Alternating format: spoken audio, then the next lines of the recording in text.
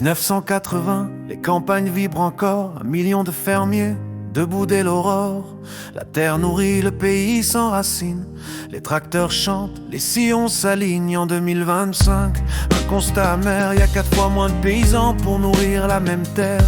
Au ministère, les bureaux se remplissent, chaque paragraphe invente un précipice. Encore des règles, des textes et des lois, et le paysan ploie sous des tonnes de faux pas. Pendant qu'il passe ses nuits à remplir des conneries, c'est pas le champ qui pousse, c'est la pile de papier jauni.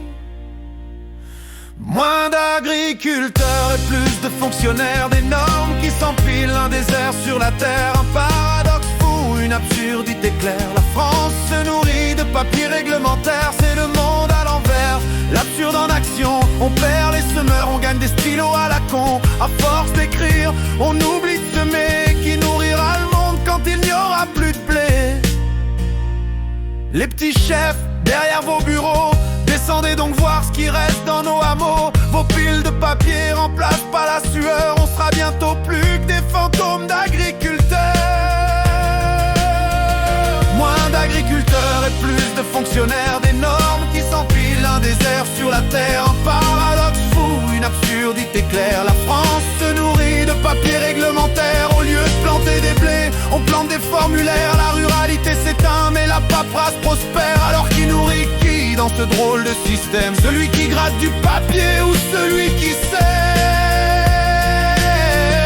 Moins d'agriculteurs et plus de fonctionnaires, des normes qui s'empilent, un désert sur la terre. Un paradoxe fou, une absurdité claire. La France se nourrit de papier réglementaire. Au ministère on signe des lois en colonne, les papiers s'empilent, les campagnes résonnent. La terre réclame du temps et des gestes répétés. C'est tout un savoir-faire qu'on laisse effacer. On détruit le blé pour des règles sans fin. Nos campagnes disparaissent sous des murs de chagrin. Qui nourrira nos enfants sur cette terre en feu quand le dernier paysan fermera les yeux?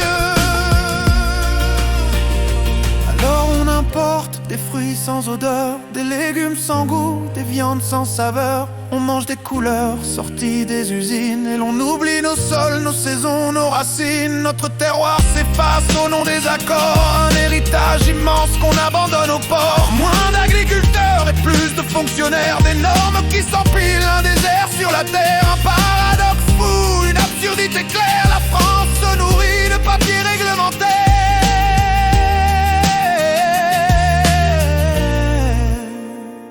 2025, le constat est sévère. Le blé pousse en Chine, les papiers en ministère.